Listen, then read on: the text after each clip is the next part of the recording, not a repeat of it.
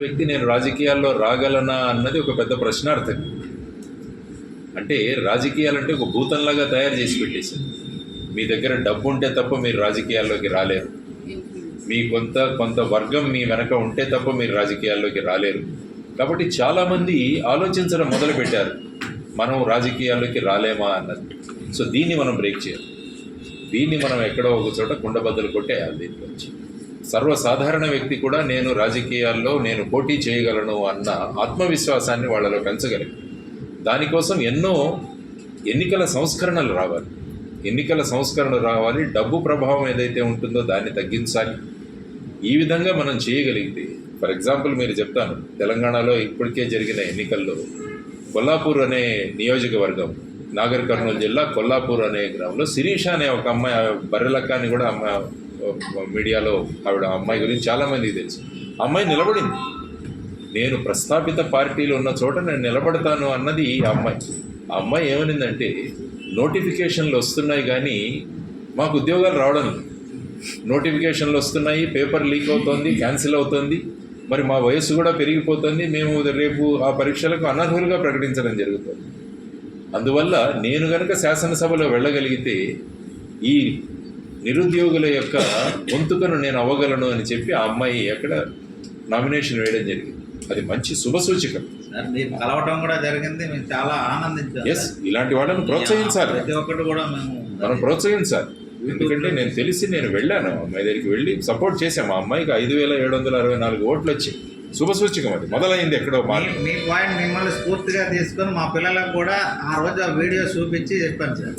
ఇప్పుడు ఏంటంటే, ఇప్పుడు మీరు ఏ స్కూల్లో ఏ కాలేజీలో వెళ్ళినా కూడా పిల్లల్ని అడిగితే మేము ఇంజనీర్లు అవ్వాలనుకుంటారు, డాక్టర్ అవ్వాలంటారు, సిఏ అంటారు, పోలీస్ అంటారు, ఇవి చెప్తారు. కానీ మేము రాజకీయాల్లోకి వస్తామని ఎవరు అనడం లేదు. అంటే ఆ రాజకీయాలంటే మనం దాన్ని వెళ్ళలేము, దాని దగ్గర కన్నా ఒక భావం ఉంది. రాజకీయాలంటే రొచ్చు అన్న భావం కూడా ఉంది. ఇది ఎందుకులే మనకు అన్నది కూడా ఉంది. కాబట్టి నేను ఎప్పుడు ఏం చెప్తానంటే, మురికిని శుభ్రం చేయాలంటే దాంట్లో దిగాలి. ఇప్పుడు మన ఇంటి ముందు ప్రవహిస్తున్న ఈ మురికి డ్రైనేజ్ కాలువలో మన రోజు పనిచేస్తున్న డ్రైనేజ్ వర్కర్ అందులో దిగకుంటే ఏమవుతుంది? ఇంకా మురికి కొడుతుంది, ఇంకా కంపు కొడుతుంది. కాబట్టి దిగాలి ఎవరైనా. కాబట్టి నేను ఎక్కడికి వెళ్ళినా కూడా యువతరాన్ని రాజకీయాల్లోకి మీరు రండి, మేమంతా సపోర్ట్ చేస్తాం మిమ్మల్ని ఖచ్చితంగా. ఈ రోజు కాకపోయినా కొన్ని సంవత్సరాల తర్వాత మార్పు వస్తుంది ఖచ్చితంగా అన్నది మనం అందరం కూడా వాళ్ళకి ఇవ్వాల్సిన సందేశం. కాబట్టి మీ ద్వారా నేను యువతరానికి తెలియజేయడం ఏంటంటే, రండి, అందరం కలిసి మనం పనిచేద్దాం, ఒక మార్పును మనం తీసుకొస్తాం. లేకుంటే ఏమవుతుందంటే, వంశపారంపర్యంగా వాళ్ళు వాళ్ళ పిల్లలు, వాళ్ళ మనవలు వీళ్ళే రాజకీయాల్లోకి రావాలన్న ఇంకొక విధానం కూడా అయిపోతుంది. కుటుంబ పాలన అంటారు. అది కూడా ఎందుకు జరపాలి? రాజరికం అని చెప్పేసి మనం వాళ్ళను వదిలేసుకున్నాం, కానీ మళ్ళా రాజరిక ధోరణులే మన ప్రజాస్వామ్యంలో కూడా వస్తుంది. సో ఈ విధంగా మార్పు రావాలన్నది మనం ప్రధానంగా. రాజకీయాలంటే ప్రతి ఒక్కరూ కూడా వాళ్ళు ఆ విషయం మీద వాళ్ళు మక్కువ చూపించాలి అన్నది చాలా ముఖ్యమైన విషయం. అది నేను మీ ద్వారా యువతరానికి ముఖ్యంగా ఇస్తున్న సందేశం.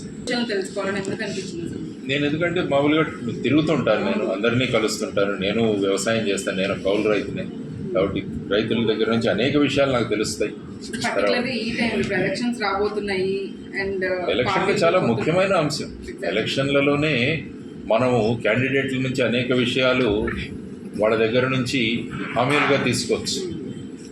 అందుకనే నేను ఏం చెప్తున్నానంటే, ప్రతి ఒక్కరికి కూడా పార్టీలు మేనిఫెస్టోలు తయారు చేస్తాయి, కానీ నేను అనడం ఏంటంటే, ప్రజలు మేనిఫెస్టోలు తయారు చేయాలి, గ్రామాలు మేనిఫెస్టోలు తయారు చేయాలి.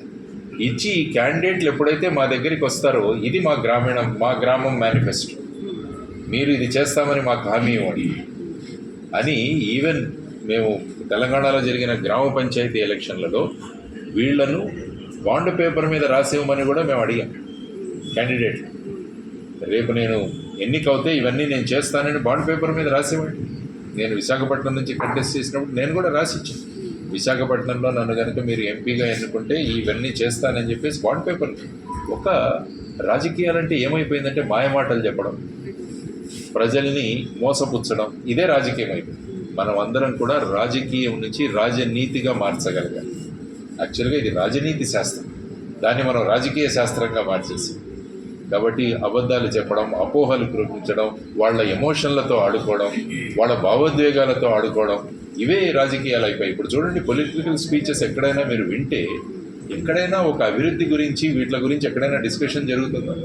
వాళ్ళు తిట్టుకోవడం, వీళ్ళని తిట్టుకోవడం, ఈ విధంగా బ్లాక్ బస్టర్ అనడం, ఇలాంటి రకరకాల మాటలు మాట్లాడుతుంది.